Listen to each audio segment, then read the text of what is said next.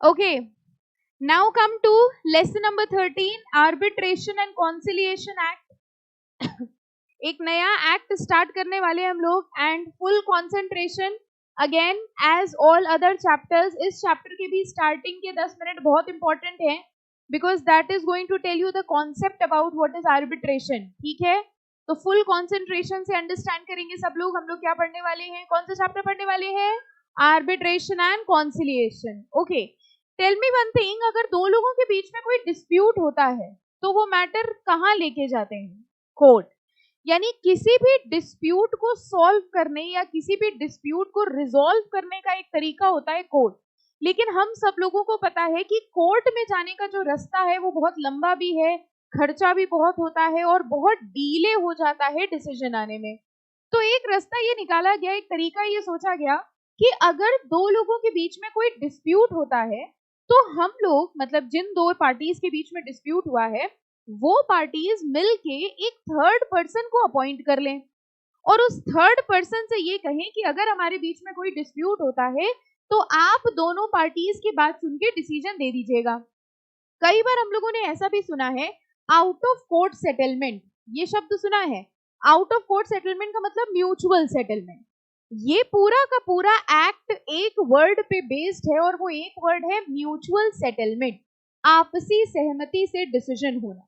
तो अगर मान लीजिए मिस्टर ए और मिस्टर बी, इनके बीच में कोई बिजनेस या ट्रेडिंग रिलेशनशिप थी और इन्होंने आपस में ये डिसाइड किया कि अगर हमारे बीच में कोई डिस्प्यूट होती है तो हम कोर्ट नहीं जाएंगे इनिशियली, क्योंकि कोर्ट जाना एक बहुत ही लंबा रास्ता होता है. तो हम लोगों ने मिस्टर सी को अपॉइंट कर लिया. अगर ए और बी के बीच में कोई डिस्प्यूट होगी तो मिस्टर सी दोनों की बातें सुनेंगे और मिस्टर सी अपने हिसाब से एक डिसीजन देंगे. वो दोनों पार्टीज अगर मिस्टर सी के डिसीजन से सहमत है, वेल एंड गुड, बहुत अच्छी बात है. और अगर वो मिस्टर सी से सेटिस्फाइड नहीं है, still they have an option that they can go to the court. इसका मतलब ये जो पूरा सिस्टम है, प्रोसीजर है जिसमें आपसी सहमति से डिस्प्यूट को सॉल्व किया जा रहा है, इसको कहा जाता है आर्बिट्रेशन. दो शब्द हैं इस चैप्टर के नाम में, आर्बिट्रेशन एंड कॉन्सिलिएशन. ये दोनों अलग अलग प्रोसेसेस हैं लेकिन दोनों का कॉन्सेप्ट सेम है कि डिस्प्यूट का म्यूचुअल सेटलमेंट. कॉन्सिलिएशन शब्द अगर आपको याद हो तो आपने पहली बार बताइए कहां सुना? यहां तो नहीं सुना, इसके पहले सुना है आपने अकाउंट्स में. उस चैप्टर का नाम क्या था? Bank reconciliation statement. सुना है? रिकंसिलिएशन में, कंसिलिएशन में क्या करते थे, क्या करते थे एग्जैक्टली उस चैप्टर में? कैश बुक और पासबुक को मैच करते थे, यानी मिलाना, सेटलमेंट कराना. तो चाहे आर्बिट्रेशन हो या कॉन्सिलिएशन हो, आप बहुत ध्यान से अंडरस्टैंड करिएगा, चाहे आर्बिट्रेशन हो या कॉन्सिलिएशन हो, ये डिस्प्यूट रेजोल्यूशन मैकेनिज्म है. ये तीन शब्द समझ में आए? डिस्प्यूट रेजोल्यूशन मैकेनिज्म, डिस्प्यूट को सॉल्व करने के तरीके हैं. और अगर हम ये कहें कि ये arbitration conciliation alternate dispute resolution mechanism है. ऑल्टरनेटिव क्यों है? मेन क्या है? कोर्ट. किसी भी डिस्प्यूट को सुलझाने का मेन ऑप्शन कोर्ट होता है, लेकिन कोर्ट के अलावा कुछ ऑल्टरनेट रास्ते भी हैं और वो ऑल्टरनेट रास्ते ये हैं कि हम आपसी सहमति से डिस्प्यूट को सुलझा सकते हैं.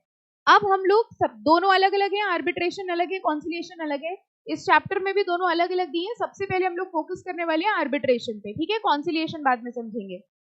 Now arbitration is a mutual settlement between the parties, जिसमें पार्टीज मिलके एक थर्ड पर्सन को अपॉइंट करते हैं.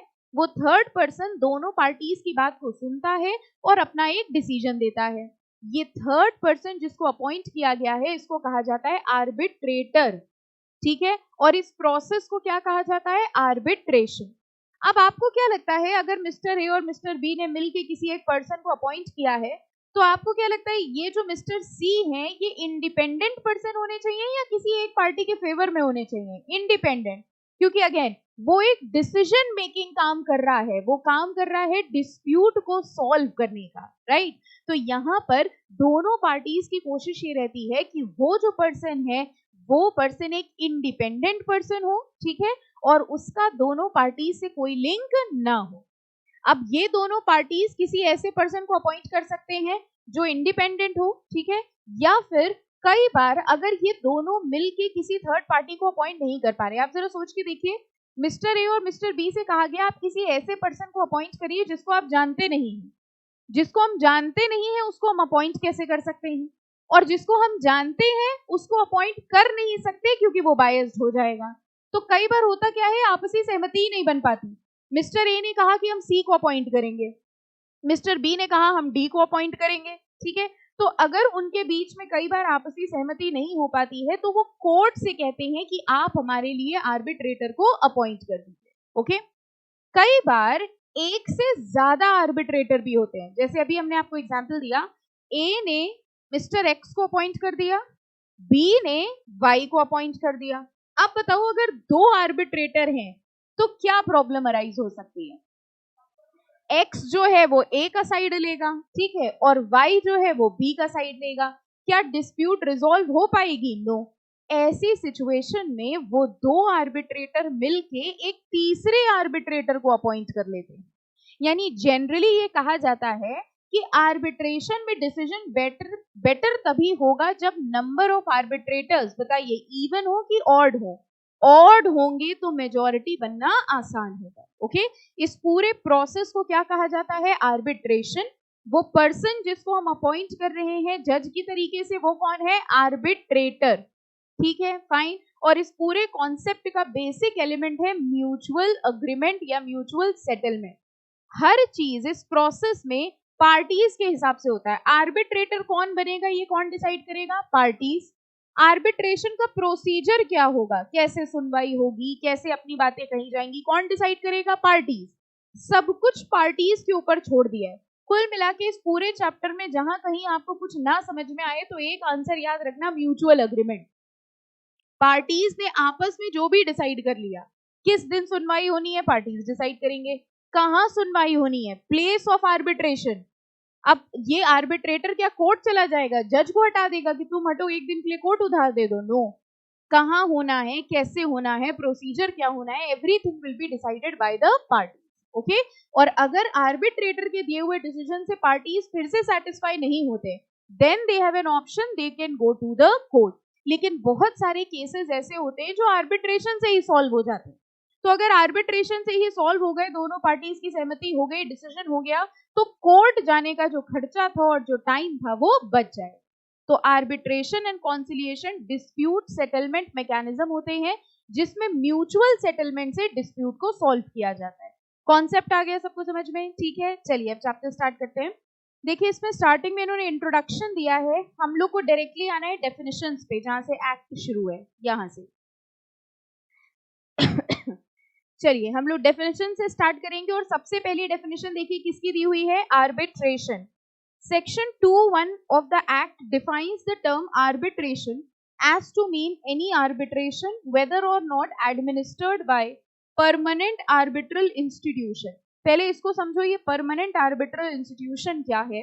जैसे अभी हमने आपको बताया कि कई बार पार्टीज मिलके किसी ऐसे पर्सन को अपॉइंट ही नहीं कर पाते हैं जिससे दोनों का कोई रिलेशन ना हो। अब हमारे और आपके बीच में डिस्प्यूट हुआ, हम अगर किसी का नाम सजेस्ट करेंगे तो आपको क्या लगेगा कि वो मेरी बायस्ड पार्टी होगी, और आप किसी का नाम सजेस्ट करोगे तो हमको लगेगा वो आपका साइड लेगा।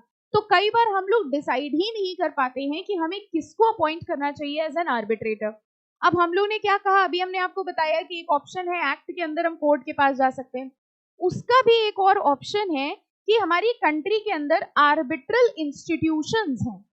आर्बिट्रल इंस्टीट्यूशंस का मतलब कुछ ऐसी एसोसिएशंस हैं जो अपने अंडर आर्बिट्रेटर्स को रजिस्टर कराते हैं। वैसे हम आपको बता दें, आर्बिट्रेटर बनने के लिए भी एग्जाम्स पास करने पड़ते हैं, that is also a qualification. तो अगर आप एज एन आर्बिट्रेटर बनना चाहते हैं तो आपको उनका रेक्विजिट एग्जाम पास करना पड़ेगा और फिर आपका नाम आर्बिट्रेटर्स की लिस्ट में आ जाएगा, ओके। तो ये आर्बिट्रल इंस्टीट्यूशंस जो होते हैं ये आर्बिट्रेशन के एग्जाम्स कराते हैं, प्लस ये आर्बिट्रेटर्स की लिस्ट मेंटेन करते हैं।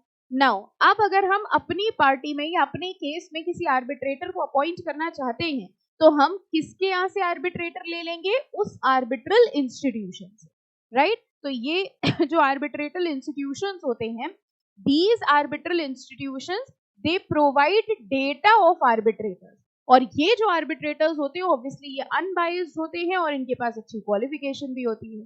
तो ये कह रहे हैं आर्बिट्रेशन हो सकता है आपने खुद का आर्बिट्रेटर बनाया हो, वो भी वैलिड है, और अगर आपने किसी आर्बिट्रल इंस्टीट्यूशन से कोई आर्बिट्रेटर अपॉइंट करवाया है वो भी वैलिड है।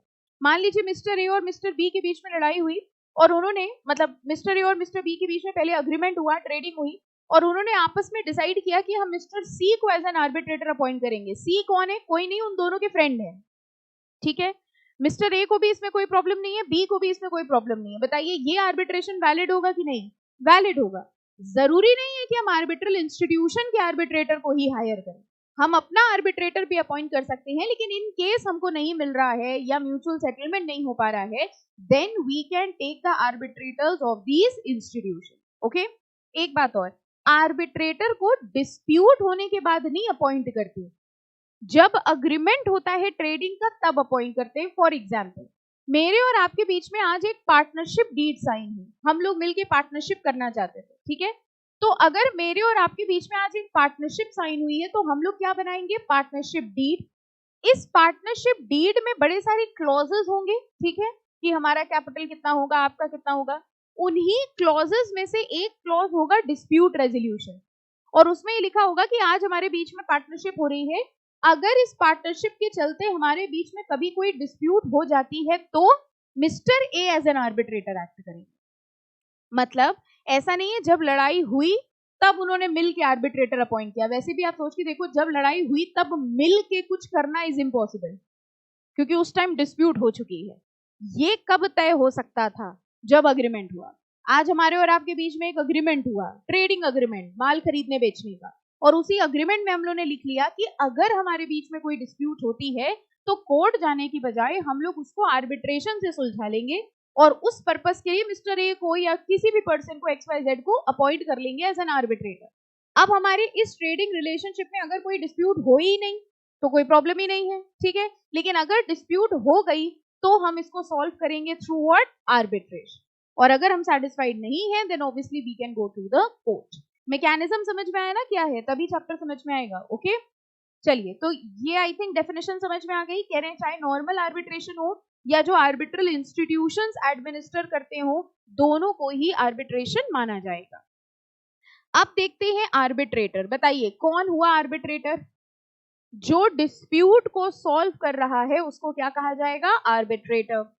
The term arbitrator is not defined in the Arbitration Conciliation Act, but arbitrator is a person who is appointed to determine differences. Determine differences and dispute का मतलब समझ गए?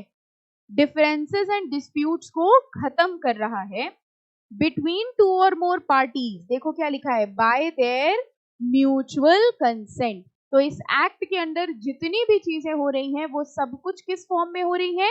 Mutual consent. It is not enough that parties appoint an arbitrator. अच्छा, parties ने किसी को भी arbitrator appoint कर लिया, वो आर्बिट्रेटर बन जाएगा? या उस पर्सन से भी पूछेंगे कि तुम आर्बिट्रेटर बनना चाहते हो कि नहीं? ऑब्वियसली उसकी कंसेंट भी रिक्वायर्ड है। कह रहे it is not enough that parties appoint an arbitrator, the person who is so appointed must also give his consent to act as an arbitrator. His appointment is not complete till he has accepted the reference. उसका appointment कब तक complete नहीं माना जाएगा? जब तक वो accept नहीं कर लेगा। The arbitrator, अच्छा अब ये लाइन बताइए समझ में आई कि नहीं? The arbitrator must be absolutely disinterested and impartial। आया समझ में? कह रहे हैं डिसइंटरेस्टेड होना चाहिए, इम्पार्शियल होना चाहिए, उसका किसी भी पार्टी से कोई पर्सनल रिलेशन नहीं होना चाहिए। ये क्यों कह रहे हैं? He is an extra judicial tribunal. Extra judicial tribunal का शब्द हम लोगों ने पहले भी सुना है। ये कोर्ट नहीं है, लेकिन ये काम कोर्ट वाले ही कर रहा है, ठीक है, डिसीजन मेकिंग कर रहा है। तो it is not a court, extra judicial है, but it is working like a court whose decision is binding on the parties। कह रहे हैं इनका डिसीजन पार्टीज के ऊपर बाइंडिंग होगा। हाँ, अगर पार्टीज अपील पे किसी कोर्ट में जाना चाहें तो भी वो जा सकते हैं। Okay, any interest of the arbitrator either in one of the parties or in the subject matter of reference unknown to either of the parties as the case may be is a disqualification for arbitrator. ये दो लाइनें पढ़ के बताइए, अगर arbitrator का किसी party से कोई पर्सनल इंटरेस्ट है तो वो आर्बिट्रेटर क्वालिफाइड होगा कि डिसक्वालिफाइड हो जाएगा? इस लाइन से भी क्या समझ में आया? Arbitrator should be an independent person. Such disqualification applies only in case of concealed interest. concealed मतलब छिपा हुआ. कह रहे हैं उसने पहले कुछ नहीं बताया, आर्बिट्रेटर ने पहले खुद नहीं बताया कि उसका कोई पर्सनल रिलेशनशिप है. मिस्टर ए, अब इमेजिन करिए मिस्टर ए और मिस्टर बी के बीच में एक अग्रीमेंट हुआ ट्रेडिंग का, और उन्होंने डिसाइड किया कि हम लोग मिस्टर एक्स को एज एन आर्बिट्रेटर अपॉइंट करेंगे. मिस्टर बी को ये बात नहीं पता थी, लेकिन मिस्टर ए और एक्स बहुत बचपन के फ्रेंड्स थे. ठीक है, now mister B is not knowing, mister B को लग रहा है कि वो अनबायस्ड पार्टी है, जबकि ए और एक्स के बीच में रिलेशनशिप था. अब बताइए, जब दोनों पार्टीज के बीच में डिस्प्यूट शुरू हो गई और बीच में कभी अगर बी को पता चल जाता है कि इनके बीच में कोई रिलेशनशिप था, फ्रॉम दैट मोमेंट वो आर्बिट्रेटर क्या मान लिया जाएगा? डिसक्वालिफाइड. तो किसी भी सिचुएशन में arbitrator should not be related to any of the parties. Right, okay. आगे लिखा है every disclosure which might in the least affect the minds of those who are proposing to submit their dispute to the arbitration of any particular individual as regards his selection and fitness for the post ought to be made so that each party may have an opportunity of considering whether the reference to arbitration to that particular individual should or should not be made. कह रहे हैं ये जो arbitrator है इसको कोई company या कोई और नहीं अपॉइंट कर रहा, पार्टीज ही म्यूचुअल सेटलमेंट से अपॉइंट कर रहे हैं. तो दोनों को प्रॉपर अपॉर्चुनिटी मिलनी चाहिए ये देखने की कि जिसको आर्बिट्रेटर की तरह अपॉइंट किया जा रहा है उसका किसी भी पार्टीज के साथ कोई पर्सनल इंटरेस्ट नहीं होना चाहिए. द पार्टीज में, अब ये लाइन देखो क्या है, पार्टीज ने appoint whomsoever they please to arbitrate on their dispute. बताइए ये लाइन समझ में आई? कौन अपॉइंट कर रहा है आर्बिट्रेटर को? पार्टीज. कह रहे हैं पार्टीज में अपॉइंट whomsoever they please, वो जिसको चाहे आर्बिट्रेटर की तरह अपॉइंट कर सकते हैं.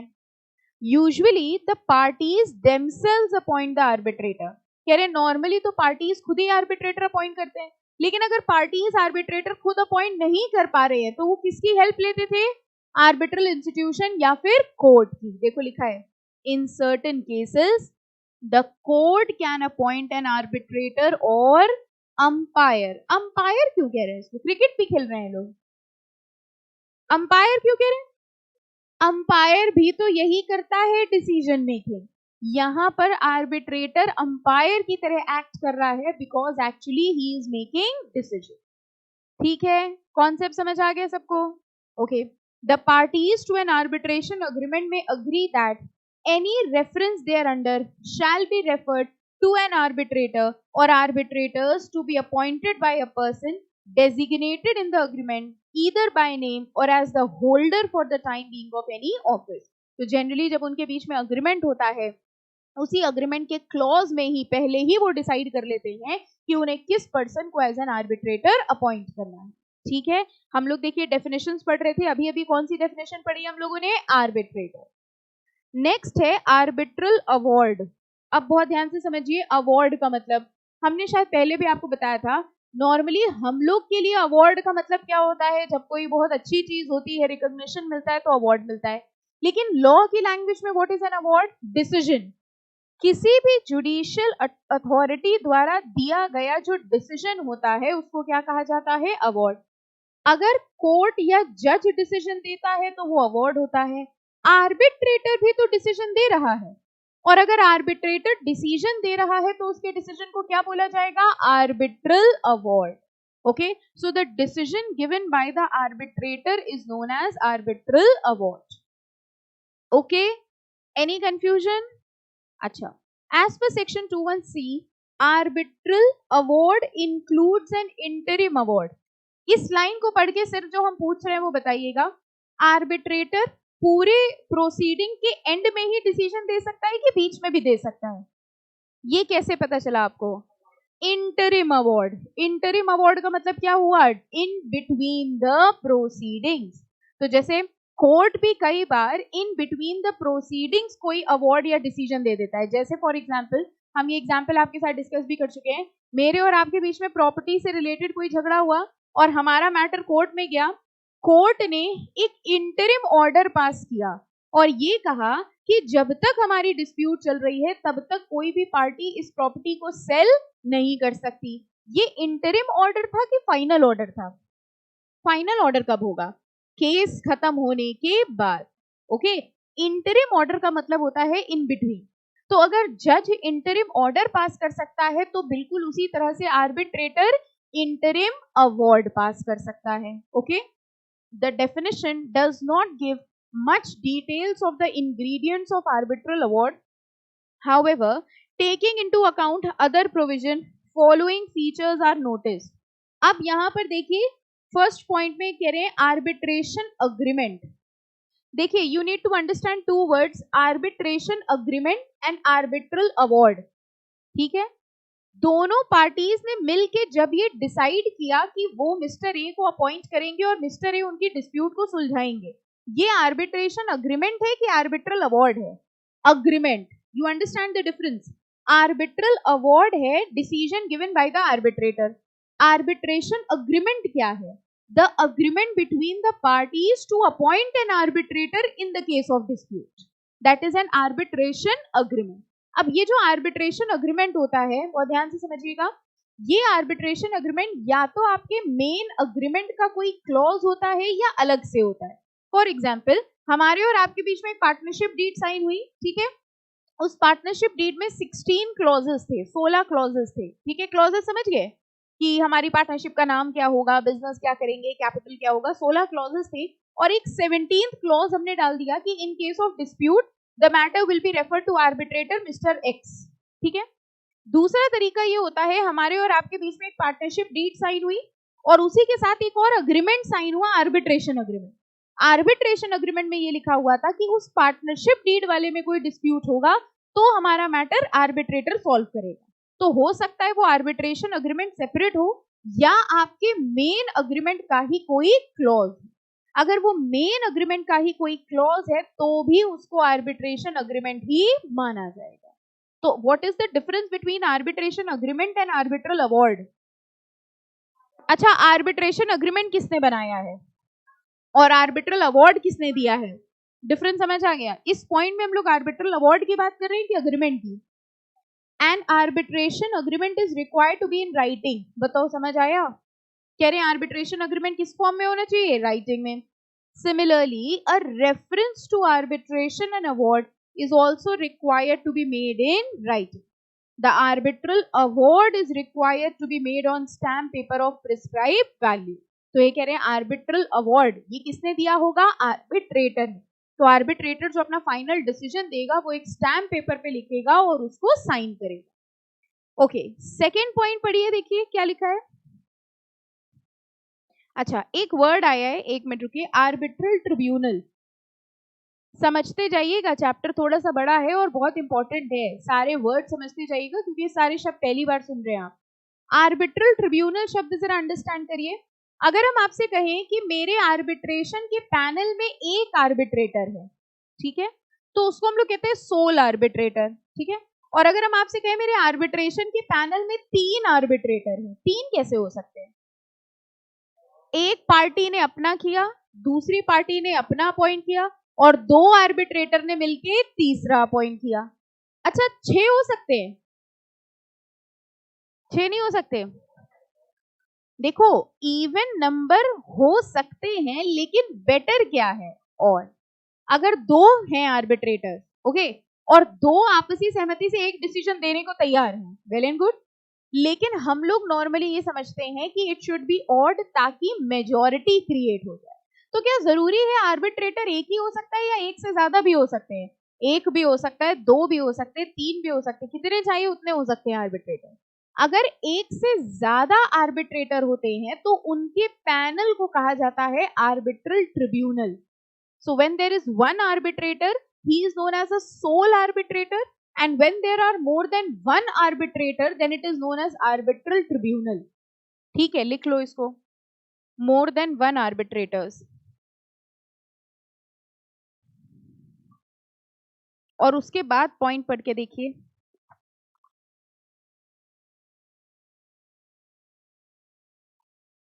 मेंबर्स ऑफ आर्बिट्रल ट्रिब्यूनल मतलब सारे आर्बिट्रेटर्स। अब पढ़िए,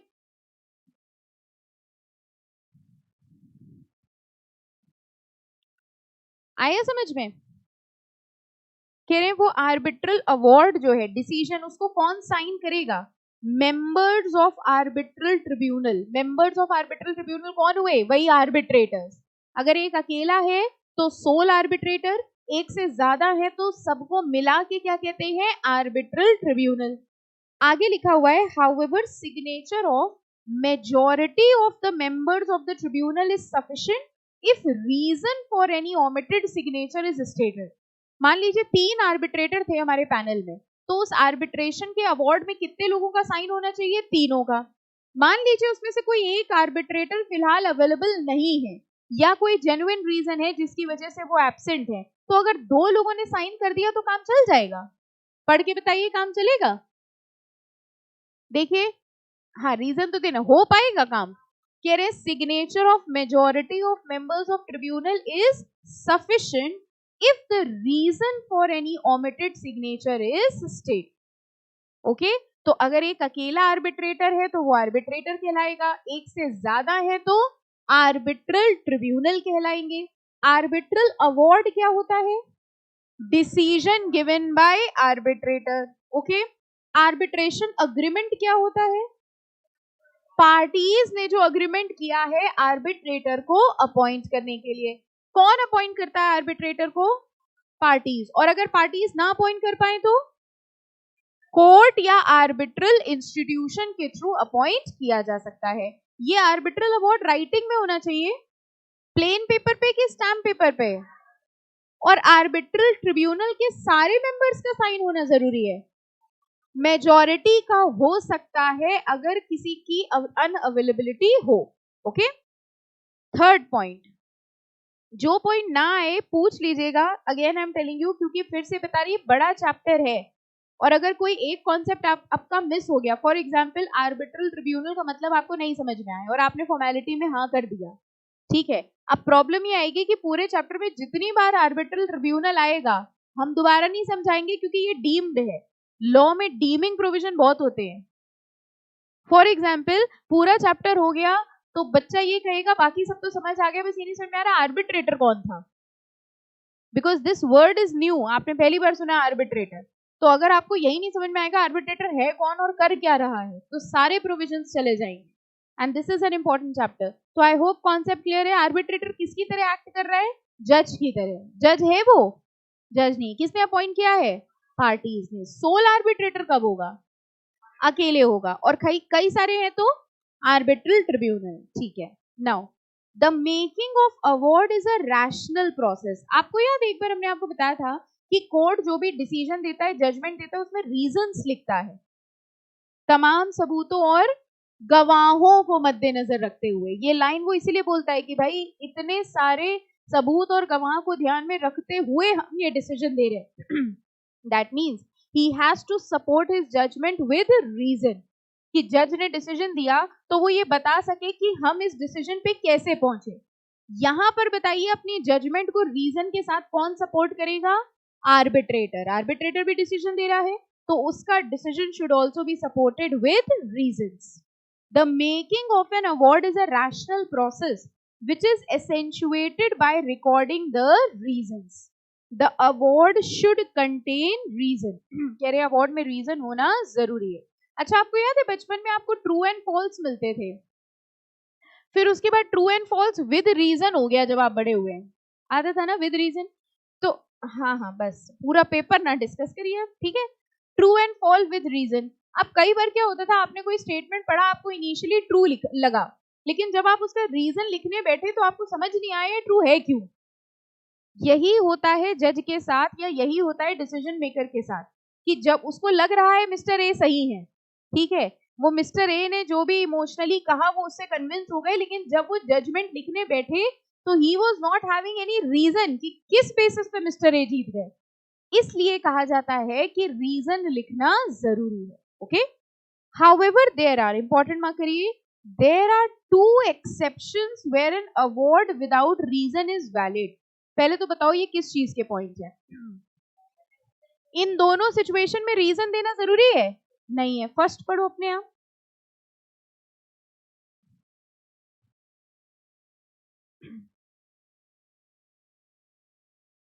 पढ़ लिया? कहां लिखा था? आर्बिट्रेशन अग्रीमेंट में लिखा था। यानी किसने लिखा था? पार्टीज ने। पार्टीज ने कहा आर्बिट्रेटर से कि आपको जो ठीक लगे आप डिसीजन दे दीजिएगा, रीजन ना लिखिएगा। हमारा आर्बिट्रेशन का पूरा कॉन्सेप्ट ही किस बेसिस पे चल रहा है? Mutual consent. अगर पार्टीज खुद ही कह रही हैं कि आपको रीजन देने की जरूरत नहीं है, then in that case reason लिखना जरूरी नहीं होगा। ठीक है, फाइन। अच्छा, सेकंड पढ़ो। इससे मिलता जुलता भी कुछ बताया है हमने आपको।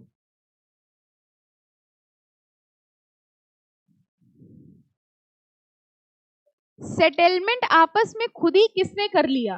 पार्टीज ने। पार्टीज ने आपस में खुद ही सेटलमेंट कर लिया और आर्बिट्रेटर से बस कह दिया कि भैया ये डिसीजन दे दो। अब एक बात बताइए, जब मैटर पार्टीज ने खुद सेटल किया है, then in that case arbitrator reason कैसे दे सकता है? Are you understanding? अगर मैटर पार्टीज ने खुद ही सेटल किया है और आर्बिट्रेटर से कह दिया है कि हमारा ये डिसीजन बस आप लिख के दे दीजिए ताकि वो आर्बिट्रल अवार्ड बन जाए, ऐसी सिचुएशन में arbitrator is not required to give the reasons. ठीक है, फाइन। हम लोग कौन सी डेफिनेशन पढ़ रहे हैं? किसकी? आप आर्बिट बोल के चुप हो गए कि आगे खुद ही समझ लो। आर्बिट्रेटर भी हो सकता है, ट्रेशन भी हो सकता है, अवार्ड भी हो सकता है ना? क्लियरली बताइए कौन सी डेफिनेशन पढ़ रहे हैं? आर्बिट्रल अवार्ड की। आर्बिट्रेशन की डेफिनेशन पढ़ी क्या? पढ़ी थी? बहुत बड़ी सी जो थी, छोटी डेफिनेशन थी। सबसे पहले डेफिनेशन किसकी थी? आर्बिट्रेशन की। और दूसरी किसकी थी? आर्बिट्रेटर की। अच्छा, arbitrator should be an interested person.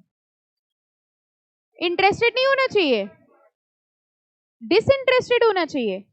और अगर मान लो इंटरेस्टेड है तो डिस्क्वालीफाई हो जाएगा। कौन अपॉइंट कर रहा है आर्बिट्रेटर को? पार्टीज अपॉइंट कर। कैसे? म्यूचुअल कंसेंट से। और अभी डेफिनेशन कौन सी पढ़ रहे हैं? Arbitration agreement. अवार्ड की पढ़ रहे हैं। अवार्ड राइटिंग में होना चाहिए, ओरल नहीं हो सकता। अच्छा, कैसे होना चाहिए? स्टैम्प पेपर पे लिखा होना चाहिए। और अगर हम ये कहें कि arbitral award should be supported with reasons, इसका मतलब पार्टीज को रीजन लिखने पड़ेंगे। किसको? आर्बिट्रेटर। गुस्सा क्यों रहे हो? आर्बिट्रेटर को लिखने पड़ेंगे रीजंस। क्या ऐसा हो सकता है कि रीजन ना लिखें? कब? दो एक्सेप्शन। पहला एक्सेप्शन क्या था?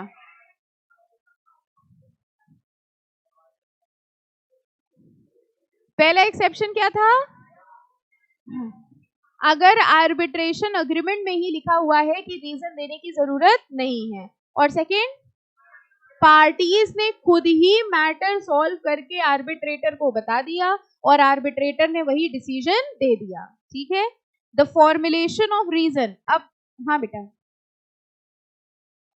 हाँ हाँ,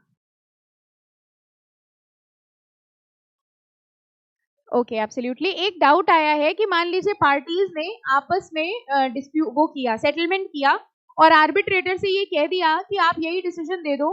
फिर आर्बिट्रेटर ने वही डिसीजन दिया और फिर पार्टीज ने उस पर डिस्प्यूट किया, राइट? ओके, एक पॉइंट होता है, अभी इसमें भी आप देखोगे, जब पार्टीज ने मैटर सेटल करके जज या कोर्ट को बताया होता है और जज या कोर्ट या आर्बिट्रेटर उनके डिसीजन के हिसाब से डिसीजन देता है, then appeal is not allowed. ये जो आपका हाँ आया, ये आप हमसे खुश हुए ना कि हाँ देखो बताया। ठीक है बेटा, तो होता क्या है, अब इसमें खुद समझो, यही हो सकता था जो आपने पॉइंट रेज किया, एग्जैक्टली ऐसा ही हो सकता था कि पार्टीज ने आपस में डिसाइड किया, आर्बिट्रेटर से कहा आप यही डिसीजन दे दो। जैसे ही आर्बिट्रेटर ने डिसीजन दिया, वो जाके अपील में चले गए, तो बेचारे आर्बिट्रेटर की तो गलती ही नहीं थी। इसीलिए ऐसी सिचुएशन में होता है कि अगर पार्टीज ने खुद डिसाइड करके कहा है कि हमको ये डिसीजन दे दो, then they can not file an appeal. Okay, fine. Test होता है तो याद रह जाता है आपको, हो नहीं इतने इंटेलिजेंट आप। टेस्ट के केस में जिस दिन टेस्ट होता है उस दिन बड़ा पढ़ लेते हैं आप। एनीवे हाँ, ये जो पैराग्राफ था ना, इसमें formulation of reason is a powerful discipline and it may lead the arbitrator to change his initial view on the matter। कह रहे रीजन लिखना इसीलिए जरूरी है कि इससे इनिशियल व्यू चेंज हो जाता है। स्टार्टिंग में उनको लग रहा था मिस्टर ए के फेवर में केस जा रहा है, जब वो जजमेंट लिखने बैठे तो उनको समझ में आया कि मिस्टर ए के केस में फेवर इमोशनली ज्यादा जा रहा था, उनके फेवर में कोई सबूत और गवाह तो है ही नहीं। यानी जब हम रीजन लिखने बैठते हैं तो कई बार हमारी ओपिनियन चेंज हो जाती है, and that is why reason लिखना जरूरी है। अच्छा, फोर्थ पॉइंट देखो क्या है, क्या लिखा होना चाहिए अवार्ड में? डेट। कह रहे हैं the award should be dated, that is the date of making the award. वैसे भी आप देखिए, कोई भी आप फॉर्म भरते हो या कोई भी ऐसा पेपर देखते हो, उसमें 2 कॉलम जरूर होते हैं, डेट एंड प्लेस।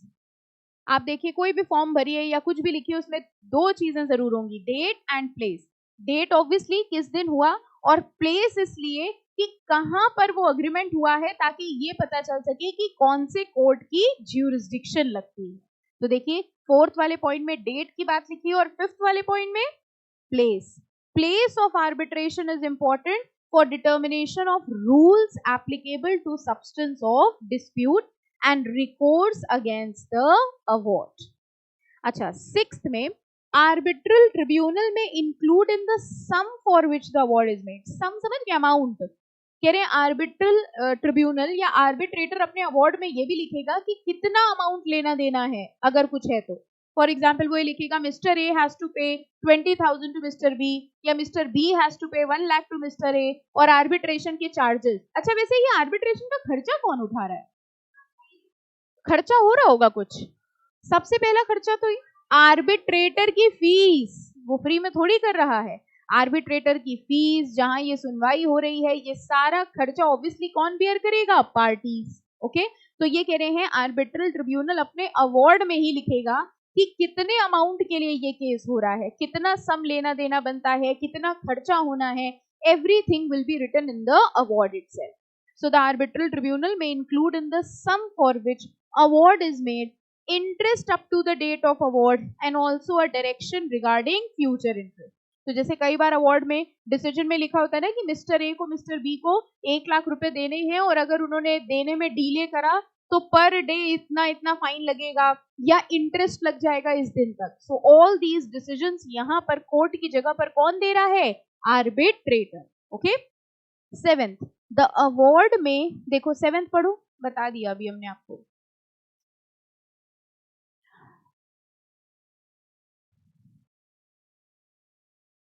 ठीक है, ओके, कॉस्ट ऑफ आर्बिट्रेशन, खर्चा कौन बेयर करेगा, कैसे होगा, क्या होगा, ये भी कहाँ लिखा जाएगा? आर्बिट्रल अवार्ड में।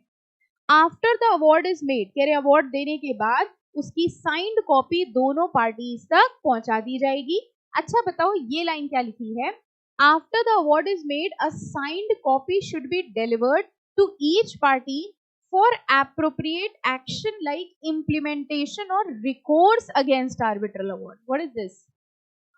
हाँ, कह रहे हैं दोनों पार्टीज को आर्बिट्रल अवार्ड की कॉपी इसलिए दे दी जाएगी ताकि एनी हाउ अगर आप इससे सेटिस्फाइड नहीं हो तो आप कोर्ट जाके अपील कर सकते हैं। ठीक है, रिकोर्स अगेंस्ट आर्बिट्रल अवार्ड।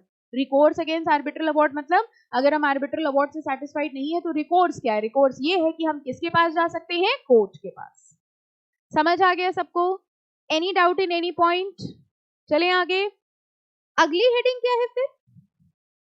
अभी बताया था हमने आपको, आर्बिट्रल इंस्टीट्यूशंस। ये वो इंस्टीट्यूशंस हैं जिनको कोर्ट ने बनाया है और इन इंस्टीट्यूशंस में कुछ आर्बिट्रेटर्स रजिस्टर्ड हैं। तो इन केस अगर हमको अपने डिस्प्यूट के लिए कोई आर्बिट्रेटर नहीं मिल रहा है तो हम वो आर्बिट्रेटर कहां से ले सकते हैं? आर्बिट्रल इंस्टीट्यूशन से। Arbitral institution means an arbitral institution designated by, obviously किसने बनाया है इनको? सुप्रीम कोर्ट और हाई कोर्ट। तो जैसे अभी हमने आपको बताया ना कि अगर हम लोग अपने रिलेशन में या अपने अग्रीमेंट में हम लोग आर्बिट्रेटर अपॉइंट नहीं कर पा रहे तो हम कोर्ट से जाके पूछेंगे। कोर्ट किसको अपॉइंट करेगा बताओ? आर्बिट्रल इंस्टीट्यूशन के किसी आर्बिट्रेटर को अपॉइंट कर देगा। ठीक है, ये बात समझ में आई क्या हुआ? अगर हम लोग अपने मैटर में आर्बिट्रेटर को अपॉइंट नहीं कर पा रहे, देन इन दैट केस हम लोग कोर्ट के पास गए. कोर्ट कहां से लाएगा आर्बिट्रेटर? इन्हीं इंस्टीट्यूशन से. ठीक है, फाइन. अच्छा, आर्बिट्रल ट्रिब्यूनल पढ़ो. अब यहां पे एक लाइन लिखी है, it means a sole arbitrator और a panel of arbitrator. I think panel of arbitrator तो समझ में आ गया. अगर पैनल में एक ही आर्बिट्रेटर है तो वही तो ट्रिब्यूनल हो गया. मतलब इसको ऐसे समझिए, हमारे पैनल में एक जज भी हो सकता है, 2 जज भी हो सकते हैं, 10 जज भी हो सकते हैं. एक जज है तो भी वो ट्रिब्यूनल है, तो भी वो कोर्ट है. 2 जज हैं तो हम लोग कहते हैं ना, जैसे हमने आपको बताया था बेंचेस बोला जाता है.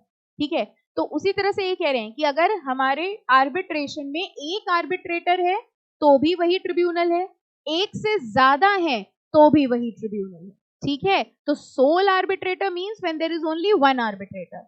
मोर than one arbitrator, panel of arbitrator, इन सबको क्या कहा जाता है? Arbitral tribunal. Basically arbitral tribunal वो अथॉरिटी है जो डिसीजन मेकिंग करेगी, अब चाहे उसके अंदर एक हो या एक से ज्यादा हो. ठीक है, फाइन. ओके, कोर्ट की डेफिनेशन इंपॉर्टेंट मार्क कर लीजिए. इस चैप्टर से आप बताइए, इतनी इंपॉर्टेंट चीजें. कोर्ट की डेफिनेशन कई बार पूछ लेते हैं. नॉर्मली बच्चे आपको पता है कोर्ट की ही डेफिनेशन छोड़ते हैं, क्योंकि उनको लगता है कोर्ट मतलब कोर्ट, कोर्ट में क्या डेफिनेशन याद करें. और ये डेफिनेशन जब आ जाती है एग्जाम में 4 नंबर की, तो आपको समझ नहीं आएगा आप क्या लिखेंगे. तो इसलिए इसको इंपॉर्टेंट मार्क कर लीजिए. देखिए, कोर्ट मीन्स, अब 2 पॉइंट्स हैं यहां पर. सबसे पहले, इन केस ऑफ आर्बिट्रेशन, और इस चैप्टर में ना लिखते चलिएगा क्योंकि सब नया नया है. इन case of N arbitration other than international commercial arbitration. एक वर्ड नया मिला आपको, इंटरनेशनल कमर्शियल आर्बिट्रेशन. वैसे आपको दिख रहा होगा अगली हेडिंग भी वही है, अगली डेफिनेशन. अच्छा, एक बात बताइए, अगर हम आपसे कहें कि 2 पार्टीज के बीच में डिस्प्यूट हो रही है जिसमें से एक इंडिया की है एक बाहर की है, ये कैसा आर्बिट्रेशन हुआ? International commercial arbitration.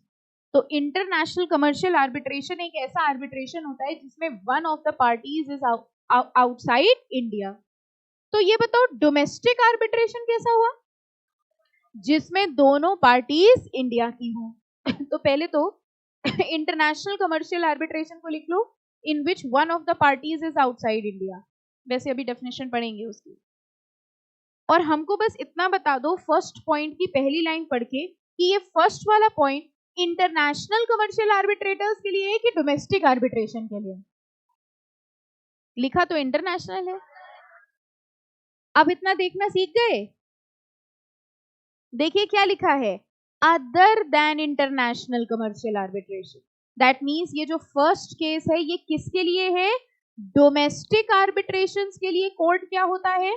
और सेकेंड अब पढ़ो, इंटरनेशनल कमर्शियल आर्बिट्रेशन के लिए. क्लियरली समझ में आ गया? ठीक है, तो फर्स्ट वाले केस, अभी ये नहीं बताया कोर्ट क्या होता है, अभी सिर्फ ये बताया first situation is for domestic arbitration and second is for international commercial arbitration.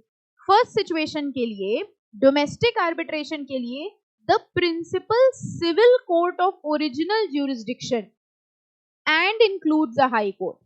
यानी ये कह रहे हैं डोमेस्टिक आर्बिट्रेशन के लिए कोर्ट का मतलब होता है civil court and high court. Civil court के ऊपर ऑब्वियसली हुआ हाई कोर्ट. तो ये कह रहे हैं डोमेस्टिक आर्बिट्रेशन के लिए सिविल कोर्ट को कोर्ट मानेंगे प्लस हाई कोर्ट को कोर्ट मानेंगे. तो इंटरनेशनल वाले में पढ़ के बताओ क्या डिफरेंस है, किसको मान रहे हैं? सिर्फ क्या नहीं लिखा है, देखिए सिविल कोर्ट. कह रहे हैं इंटरनेशनल कमर्शियल आर्बिट्रेशन के केस में कोर्ट अगर बोला जाएगा तो वो कोर्ट कौन सा कोर्ट होगा? High court in exercise of its original civil jurisdiction. इसका मार्क कर लिया. अब इसका मतलब समझ लीजिए, अगर मान लीजिए कोई डोमेस्टिक आर्बिट्रेशन है, मिस्टर ए और मिस्टर बी के बीच में डिस्प्यूट हो रही है और मिस्टर ए और मिस्टर बी दोनों इंडिया के ही हैं, ठीक है, और उनके बीच में डिस्प्यूट हो रही है और उनका मैटर आर्बिट्रेशन में गया. ठीक है, अब जैसे हम लोग कहते हैं कि अगर मान लीजिए मिस्टर ए और मिस्टर बी दोनों आर्बिट्रेटर अपॉइंट नहीं कर पा रहे तो वो कोर्ट के पास जाएंगे. किस कोर्ट के पास जाएंगे? Civil court. आ गई बात समझ में? अगर हम लोग कहते हैं इंटरनेशनल कमर्शियल आर्बिट्रेशन चल रहा है, ठीक है, अब अगर उनको कोर्ट के पास जाना है तो वो किसके पास जाएंगे? High court. This is how we are going to read. तो जहां कहीं भी डोमेस्टिक आर्बिट्रेशन में कोर्ट शब्द लिखा होगा वो किसको इंक्लूड करेंगे? Civil court and obviously high court. लेकिन अगर हम लोग इंटरनेशनल कमर्शियल आर्बिट्रेशन की बात करेंगे तो सिविल कोर्ट को इंक्लूड नहीं करेंगे। किसकी बात करेंगे हम लोग? High court. ठीक है, और एक लास्ट लाइन में देखो लिखा हुआ था, फर्स्ट पॉइंट पे है हम, the principal civil court and includes a high court और लास्ट में मार्क करो, but does not include any civil court of a grade inferior to such civil court or court of small causes। मतलब civil court के inferior grade वाले जो court हैं उनको court नहीं माना जाएगा। ये होता है कोर्ट ऑफ स्मॉल कॉजेज। जो सिविल मैटर्स होते हैं ना उनका सबसे लोएस्ट कोर्ट होता है कोर्ट ऑफ स्मॉल कॉजेज। ठीक है, उसके ऊपर होता है हमारा सिविल, वैसे तो डिस्ट्रिक्ट कोर्ट होता है। ठीक है, फिर हमारा ये हाई कोर्ट होता है। तो ऐसे इनकी हायरार्कीज चलती है सिविल मैटर में। अब फर्स्ट डेफिनेशन अगर हम लोग पूरी पढ़ते हैं कोर्ट की, तो सबसे पहला पॉइंट किसके लिए था? डोमेस्टिक के लिए कि इंटरनेशनल के लिए? डोमेस्टिक के लिए। कह रहे डोमेस्टिक आर्बिट्रेशन के केसेस में कोर्ट कौन होगा? सिविल कोर्ट होगा। Includes an high court but does not include any court which is inferior to that of civil court. इतना लिख लेंगे डेफिनेशन में। हाँ बेटा, doubt?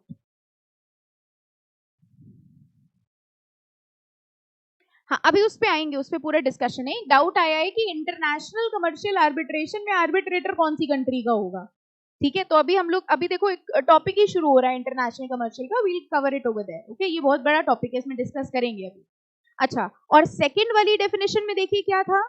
High court, okay, in exercise of original civil jurisdiction having jurisdiction to decide the questions forming the subject matter of arbitration. अब ये पूरी, अगर ये टेक्निकल इतनी लाइन आपको याद नहीं हो रही है तो अगर आप इतना भी लिख दोगे तो it is better than writing nothing.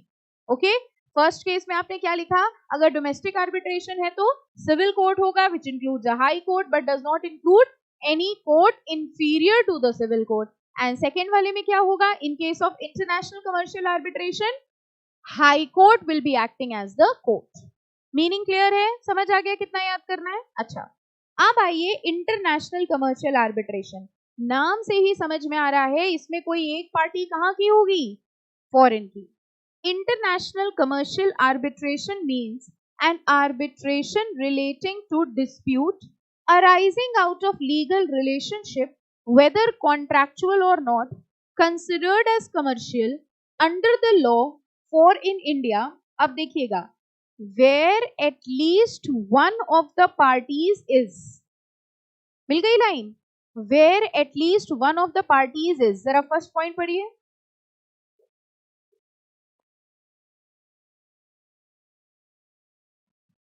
ठीक है, कह रहे हैं where at least one of the parties is of any country other than India, where at least one of the party is a body corporate which is incorporated in a country other than India, where at least one of the party is an association, और वो association की controlling कहां से हो रही है?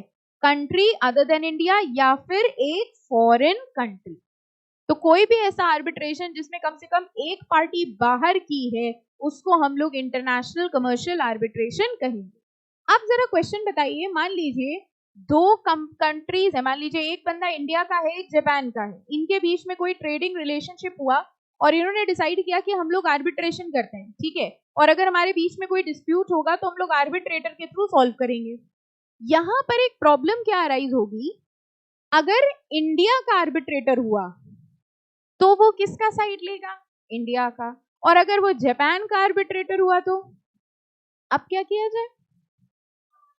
हाँ ठीक है, देखो again same thing, if both the parties agree, India का आर्बिट्रेटर था, दोनों को कोई दिक्कत नहीं थी, जापान वाला कोई कह रहा है हमें कोई दिक्कत नहीं, इंडिया वाले सही होते हैं। ठीक है, इस पे आपको क्यों हंसी आई? वैसे अपने ऊपर ही हंसते हो तुम लोग। हाँ, तो अगर मान लीजिए दोनों पार्टीज ने अग्री कर लिया कि इंडिया का है, कोई प्रॉब्लम नहीं है, दोनों पार्टीज ने अग्री कर लिया जापान का है, कोई प्रॉब्लम नहीं है, क्योंकि arbitration is all about mutual settlement, जिसमें सेटल हो जाए। लेकिन अगेन जनरली हम लोग ये बात कहेंगे कि अगर कोई भी आर्बिट्रेटर किसी भी एक कंट्री का होगा तो कहीं ना कहीं वो बायस्ड हो जाएगा, इसलिए normally the arbitrator should B from a third country. ठीक है, अब इसमें भी थर्ड कंट्री भी ऐसी ना हो कि वो किसी एक की दुश्मन हो। समझ में आया? तो वही बात आ जाती है पार्शियलिटी या इम्पार्शियलिटी वाली। तो नॉर्मल जैसे हम लोग कहते हैं number of arbitrator odd even भी हो सकते हैं, लेकिन बेटर ये है कि ऑड हो। सिमिलरली इंटरनेशनल कमर्शियल आर्बिट्रेटर में जो आर्बिट्रेटर है वो हो सकता है किसी एक कंट्री का हो, लेकिन बेटर प्रोविजन क्या है, that he should belong to a third country. Okay fine. चलो अगली डेफिनेशन है लीगल रिप्रेजेंटेटिव की। Legal representative means a person who in law, I think this is a very simple definition. कह रहे legal representative वो है जो represent कर रहा है estate of a deceased person. And deceased person कौन हुआ, जिसकी डेथ हो गई है, ठीक है। And includes any person who intermeddles with the estate of deceased. Intermeddle को लिख लो, हु डील्स विद। कुल मिला के डिसीज्ड पर्सन को जो रिप्रेजेंट कर रहा है उसको हम लोग क्या कह सकते हैं, legal representative. I hope legal representative में कोई डाउट नहीं है। अच्छा पार्टी पढ़ो अपने आप, पार्टी नहीं हो पा रहा हमसे, हो गया। हमें पता है आपके दिमाग में क्या आया है, लेकिन हम बोलेंगे नहीं। Arbitration agreement okay, arbitration agreement means, अच्छा आर्बिट्रेशन अग्रीमेंट की डेफिनेशन आ रही है तो पढ़ चुके हैं अभी हम लोग। रीजन होने चाहिए, डेटेड होना चाहिए, वो क्या था, आर्बिट्रल अवार्ड था। तो एक ही बात तो हुई दोनों। अग्रीमेंट क्या था फिर, जो पार्टीज ने आपस में अग्रीमेंट किया है आर्बिट्रेटर को अपॉइंट करने के लिए, वो आर्बिट्रेशन अग्रीमेंट है। और आर्बिट्रेटर ने जो डिसीजन दिया है वो आर्बिट्रल अवार्ड है। Arbitration agreement means an agreement refer to in section 7। Section 7 क्या कह रहा है, देखो, arbitration agreement has been defined to mean an agreement by the parties to submit to arbitration all or certain disputes which have arisen in respect of a defined legal relationship। अब first point पढ़िए जरा क्या है, देखिए हमने ऐसा कुछ बताया है कभी,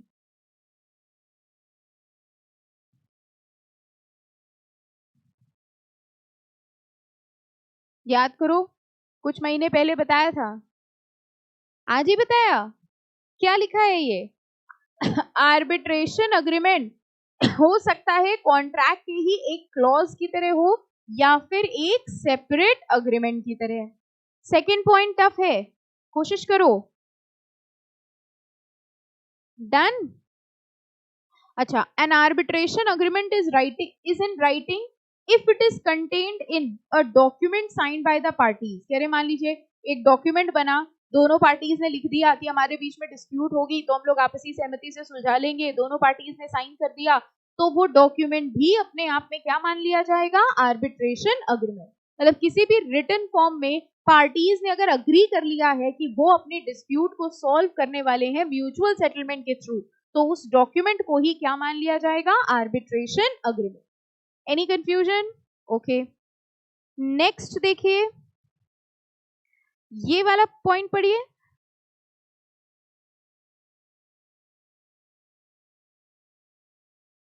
ये सेपरेट कॉन्ट्रैक्ट वाला है कि उसी कॉन्ट्रैक्ट के क्लॉज वाला है?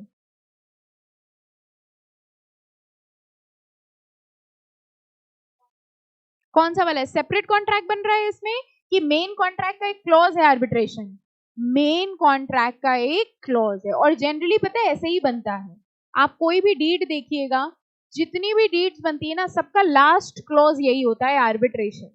तो आप कोई भी डीड, पार्टनरशिप डीड देखेंगे, sale deed, but normally sale purchase deed के तो कोर्ट में जाते हैं मैटर्स, लेकिन जो नॉर्मल ट्रेडिंग के रिलेशन की डीड्स बनती है, जैसे जॉइंट वेंचर वगैरह बनता है, सारे डीड्स में ये लास्ट क्लॉज होता है आर्बिट्रेशन क्लॉज, कि अगर हमारे बीच में कोई डिस्प्यूट होती है then the matter will be referred to such and such person, ताकि कोशिश की जाती है कि आर्बिट्रेशन से ही सॉल्व हो जाए, और अगर नहीं सॉल्व होता है still we have an option, we can go to the court. Okay, court का मतलब क्या था,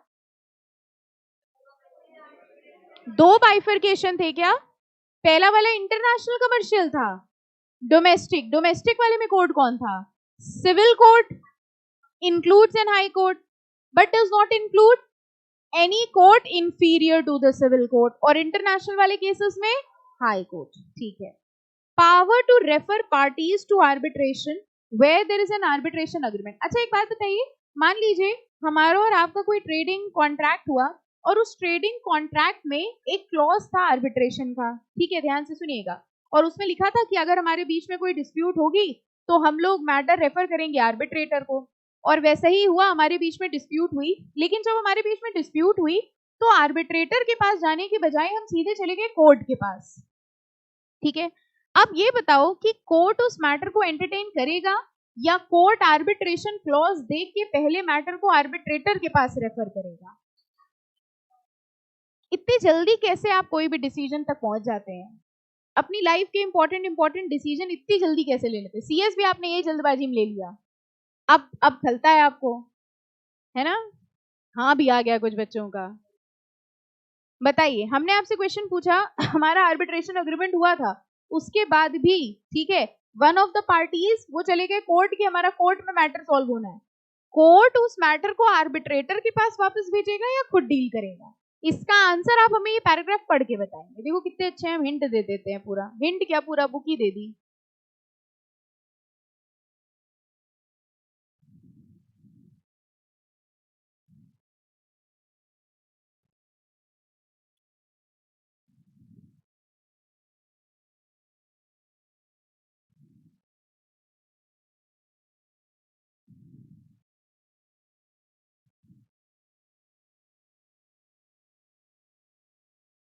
फर्स्ट पैराग्राफ पढ़ के आ जाएगा।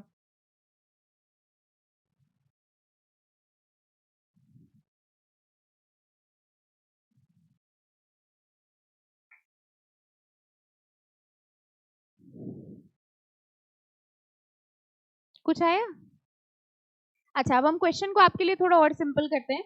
मान लीजिए मेरे और आपके बीच में डिस्प्यूट हुआ और ये तय हुआ था कि हम लोग मैटर रेफर करेंगे आर्बिट्रेटर के पास, ठीक है, लेकिन आर्बिट्रेटर के पास जाने की बजाय हम सीधे चले गए कोर्ट के पास, ठीक है। कोर्ट के सामने आपने आर्बिट्रेशन अग्रीमेंट दिखाया और ये कहा कि ये मैटर पहले कौन सॉल्व करने वाला है? आर्बिट्रेटर। अब बताइए, कोर्ट मेरे केस करने पे उस केस को एंटरटेन कर लेगा या मैटर को रेफर बैक करेगा आर्बिट्रेटर के पास? अब समझ में आया क्या था?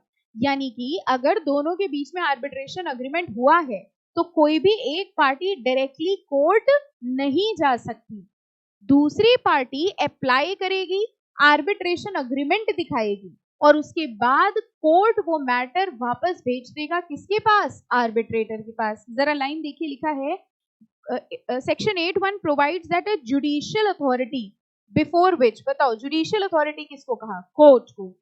Before which an action is brought in a matter which is the subject of N arbitration agreement.